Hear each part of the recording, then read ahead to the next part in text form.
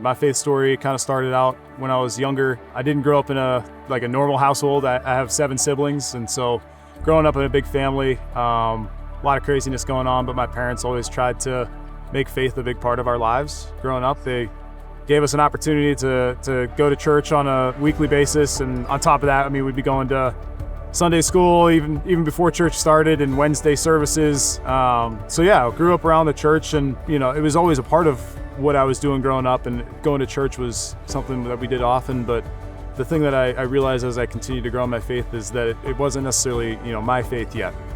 And so growing through high school, started to stray away from God, stopped going to church as often with my family, and really felt like there was distance between me and God. And going through high school, continued to have the freedom. And as I went toward college, went to college and played baseball, there was extra freedom involved, and continued to make bad choices and felt like I kept getting further and further away from God. But it wasn't until a teammate of mine, who's one of the big faith mentors for me, his name is Mattson, he invited me to a gathering of student athletes called Panther Fellowship. And it was there that I kind of rediscovered that faith, and discovered that what I felt like as a kid was always this list of rules that I had to, accomplish, or check boxes that I had to check off. Faith wasn't that.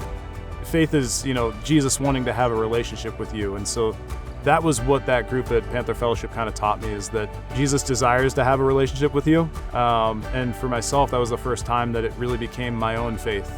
For so many years, it was my parents' faith, and not in a bad way, but just for me to make that a priority in my life and take that next step in my faith journey, to really just take ownership of, pursuing that relationship with God. That's when I felt like I grew closer to God, and, realized just how much Jesus was with me throughout the course of my life and my baseball career.